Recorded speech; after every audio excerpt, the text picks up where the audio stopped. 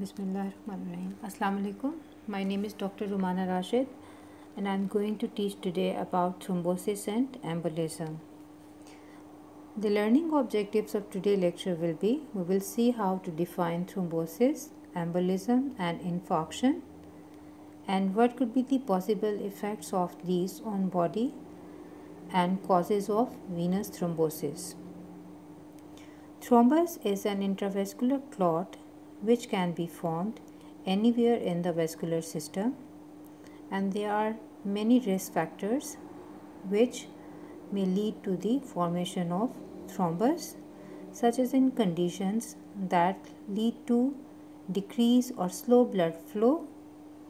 They increases the risk of development of thrombus in vessels, such as when a blood vessel is compressed by an adjacent structure such as tumor, or in prolonged immobility as in bedridden patients. Due to slow blood flow, there is increased chances of thrombus formation. Or it could be formed by damage of the intimal lining of the blood vessels as in atherosclerosis or by trauma. The factors that increase blood coagulability, such as in those patients who are on oral contraceptive pills for prolonged time due to increase in estrogen, there is increased blood coagulability and increased chances of development of thrombus.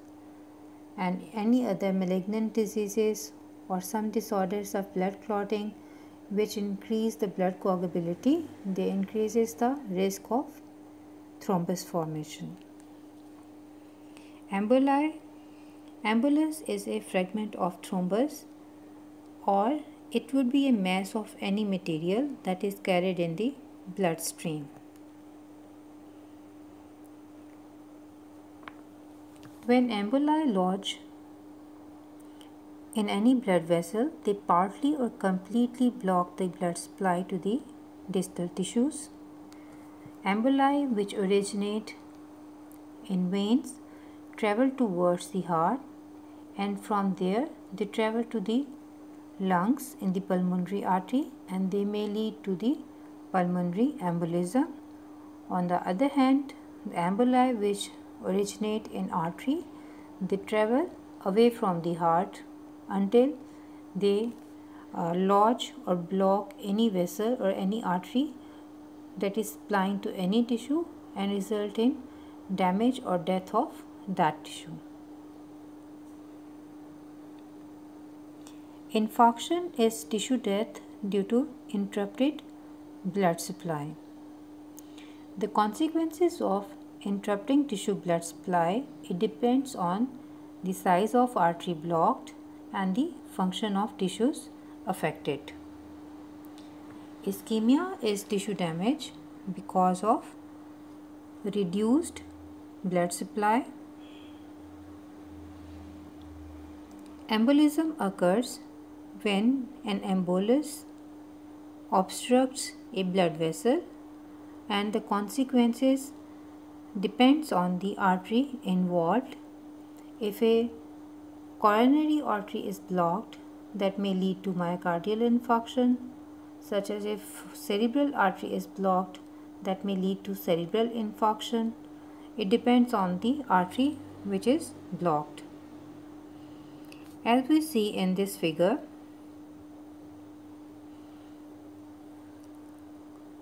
in A there is partial blockage but normal perfusion. Here the blockage is not that much and the tissue is getting enough blood for normal functioning. In B and C, there is complete blockage that causes tissue damage due to ischemia and infarction, and it depends on the location of the blockage.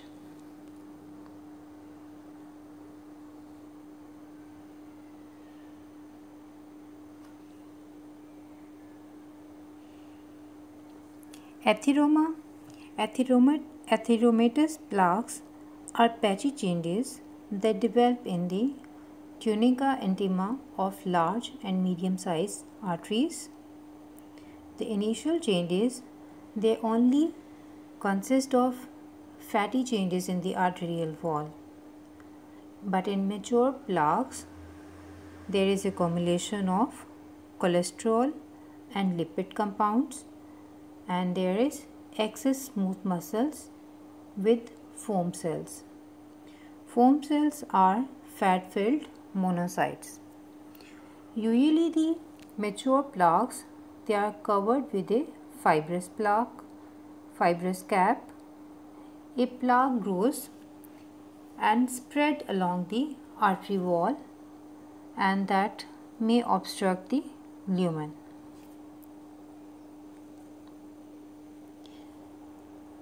The plaques may rupture, and when they rupture, they used to expose the subintimal materials to the blood, which causes thrombosis and vasospasm, and they compromise the blood supply. As in this figure, you can see there are different linings of blood vessels. The innermost lining is tunica intima, then there is subintimal layer, and there is a muscular layer that is called tunica media, and the outermost layer is tunica adventitia. In B, you can see here the fatty streak, that is the initial plaque formation, and when the mature plaque is formed, you can see here there is accumulation of smooth muscles with this fatty deposits of cholesterol and other lipids.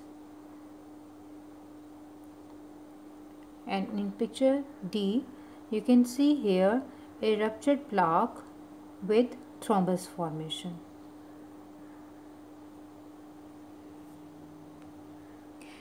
What could be the complications that can occur with atheroma? These are thrombosis and infarction, hemorrhage, and aneurysm.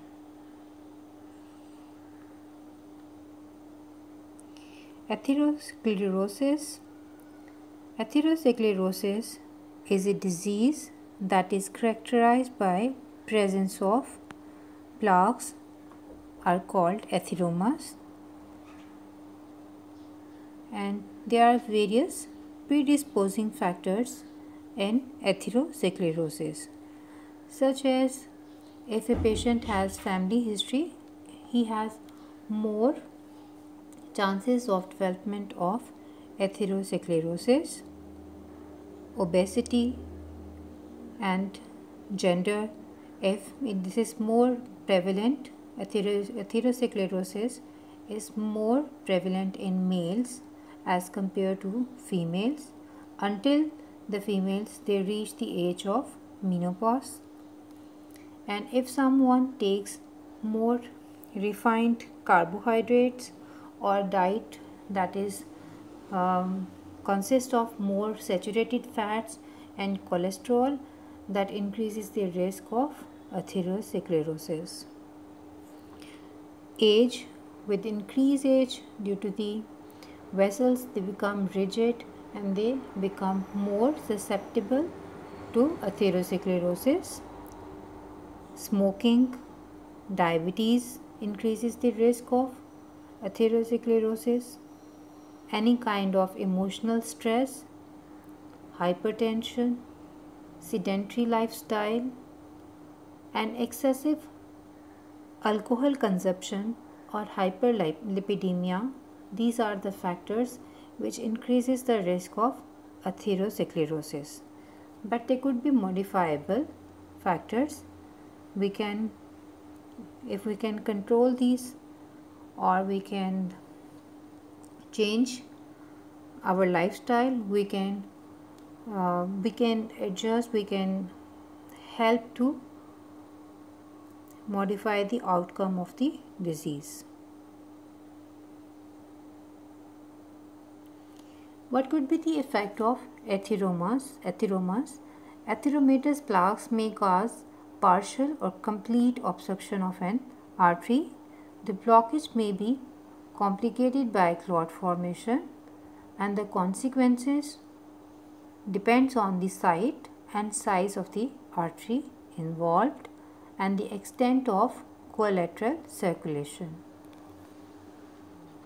Commonly, the arteries which are affected, they are in heart, abdomen and pelvis.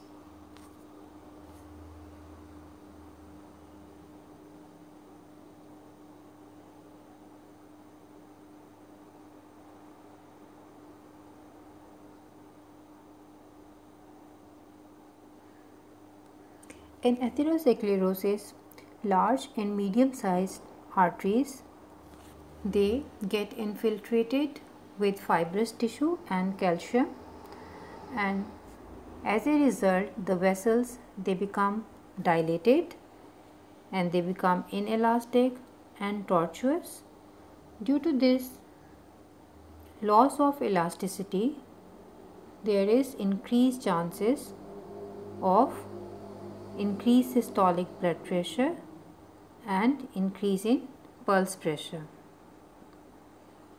On the other side, when small arteries are involved, their lumen is reduced due to deposition, and which could reduce the elasticity of the vessel wall, and they lead to increase in peripheral resistance and increase in blood pressure. In limbs, atherosclerosis that can predisposes to ischemia and ultimately gangrene, and this condition is more present with the advancement of the age, or with the increase in age due to decreased elasticity and decrease in lumen size. There is more chances of atherosclerosis.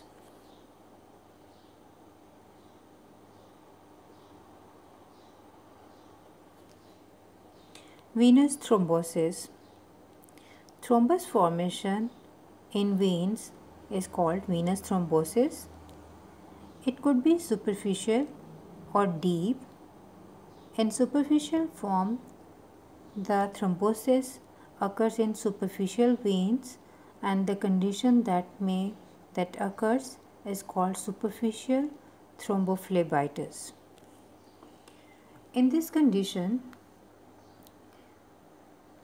the tissues around the affected vein, it becomes red and painful, and mostly the common causes are intravenous infusion or varicosities in the saphenous vein.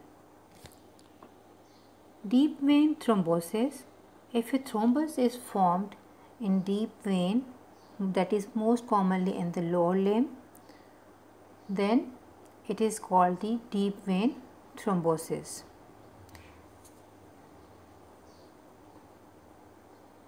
Deep vein thrombosis is usually accompanied by pain and swelling, but is often asymptomatic. The common complication of deep vein thrombosis is pulmonary embolism. Thank you.